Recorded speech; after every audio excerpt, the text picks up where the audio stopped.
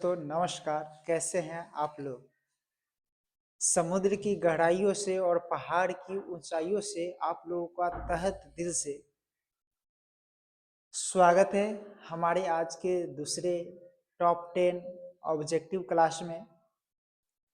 तो कल हमने बात किए थे जो फर्स्ट चैप्टर है क्लास 10th का, द पेस फॉर लिविंग, जीवन जीने की गति या जीवन जीने की राह, उसके बारे में हमने चर्चा किए थे। आज है हमारा second chapter, me and the ecology beat.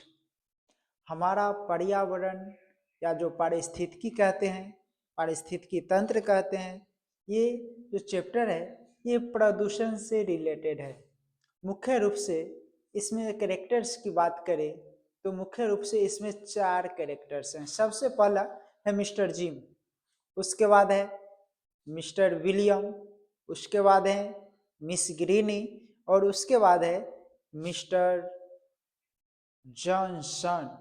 तो देखिए सभी व्यक्ति के बारे में हम चर्चा करेंगे और एक और कैरेक्टर्स ले सकते हैं ओमेन, जो मिस्टर जिम के माता जी हैं, उसके बारे में भी बताएंगे।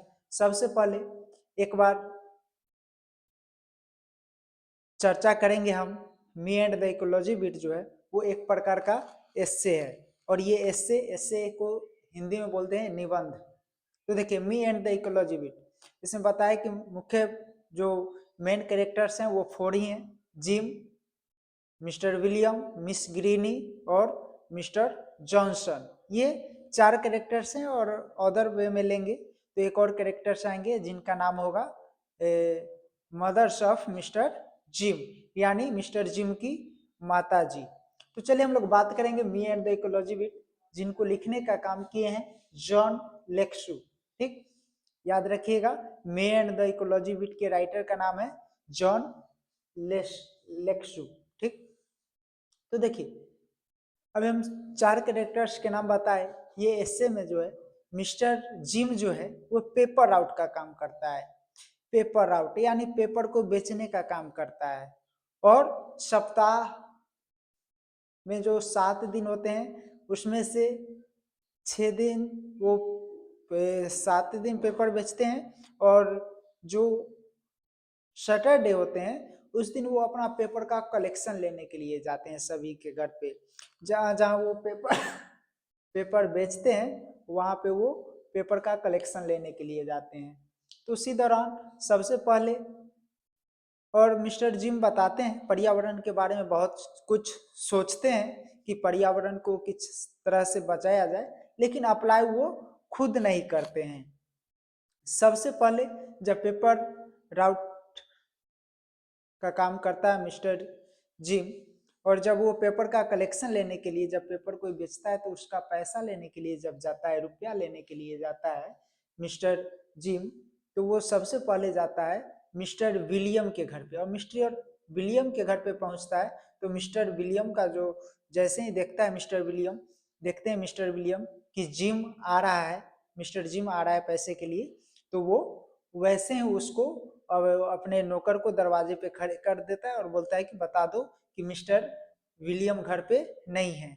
लेकिन जैसे ही ये बात को मिस्टर विलियम बोलते हैं वैसे ही जिम को ये बात सुनाई दे देता है या जिम को अनुभव हो जाता है कि मिस्टर विलियम घर पे ही है। और जैसे ही दरवाजे के अंदर जब घुसते हैं तो बैकवार्ड हाउस का जो बैकवार्ड जिसको पिछवाड़ा का पिछुत्ती कहते हैं, तो वहाँ पे मिस्टर विलियम जो होते हैं तो वो जो पेड़ की पत्तियां होते हैं उसको जला रहे होते हैं। तो वहाँ पे सलाह देते हुए मिस्टर जिम मिस्टर विलियम को बताते हैं कि आप जो ये पेड़ की जो पत्तियों को जला रहे हैं इससे जो विषैले धुआं उत्पन्न होते हैं ये हमारे पर्यावरण को प्रदूषित करता है। जो प्रदूषित करता है वो हमारे पारिस्थितिकी तंत्र के लिए, पर्यावरण के लिए लाभदायक नहीं है, हानिकारक है। जो आपको इसको खाद्य के रूप में कंपोस्ट कर देना चाहिए, जो जिसको आगे चल के हम लोग खेती में खाद के रूप में इस्तेमाल कर सकते हैं। ये सारी बातों को बताते हैं। उसके बाद जाते हैं मिस ग्रीनी के घर पे। तो मिस ग्रीनी के घर में एक जैसे मिस ग्रीनी के घर पे जाता है मिस्टर जिम पेपर का कलेक्शन लेने के लिए, तो वहाँ पे उनके जो बरामदे होते हैं, घर के बरामदे, वहाँ पे जो आंगन होता है वहाँ पे बहुत सारे पेपर बिछड़े हुए रहते हैं और पॉलीथीन बैग में थैला में कचरा रखा हुआ रहता जिससे बदबू आ रहा था। तो वहाँ पे भी जाके मिस्टर जिम जो है सलाह देता है मिस ग्रीनी को, कहते हैं कि मिस ग्रीनी,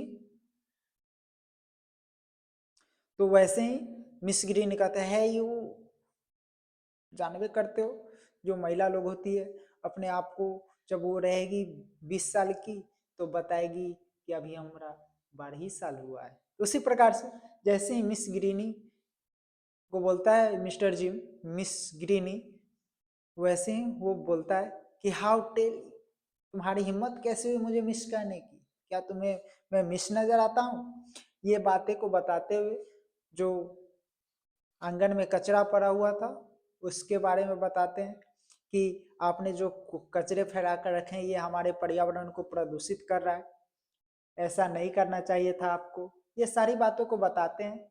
उसके बाद जो मिस गिरीनी होती है वो बताती है कि जाओ दस्ताने पहनो और ये कचरे को उठाकर लेके जाओ कूड़ेदान में डाल के आओ वहाँ पे।